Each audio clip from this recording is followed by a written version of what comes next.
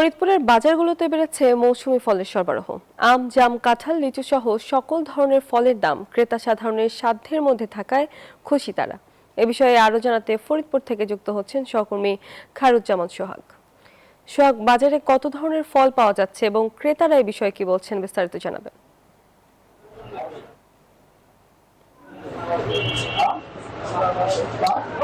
ধন্যবাদ তমা। আপনি জানেন যে জ্যৈষ্ঠ মাসে কিন্তু মধু মাস বলা হয়। এই মাসে দেশীয় যা ফল আছে সব ফলই কিন্তু মোটামুটি বাজারে পাওয়া যায়। আমি এই মুহূর্তে দাঁড়িয়ে আছি ফরিদপুরের ফল বাজারে, যেখানটাতে আমরা দেখতে পাচ্ছি যে দেশীয় যে ফল রয়েছে আম, লিচু, কাঁঠাল, জাম সহ সব ধরনের ফলও কিন্তু আমরা দেখতে পাচ্ছি।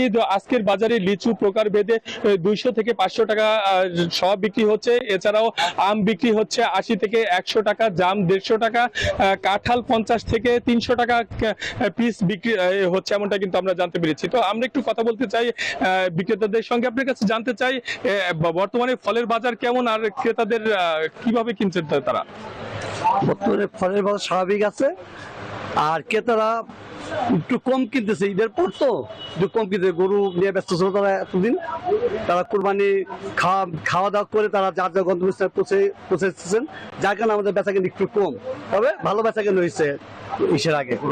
ধন্যবাদ আপনাকে। আপনি শুনতে পাচ্ছিলেন যারা বিক্রেতা রয়েছে তারা বলছিলেন যে বর্তমানে একটু কেনা বেচা ঈদের কারণে কম হলেও তাদের ব্যবসা কিন্তু ভালোই হচ্ছে। আর আমরা কথা বলেছিলাম এই বিষয়ে ক্রেতাদের সঙ্গে, তারা আমাদেরকে জানিয়েছেন যে স্বাদ ও সাধ্যের মধ্যেও কিন্তু এবছর রয়েছে, কেননা হাতের নাগালেই বলা যায় যে অনেক ফলের দাম কিন্তু রয়েছে।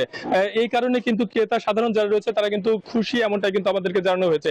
তো এই ছিল ফলের বাজার থেকে আমার কাছে সর্বশেষ সংবাদ। আপনার কাছে তমা। সোহাগ, ধন্যবাদ আপনাকে।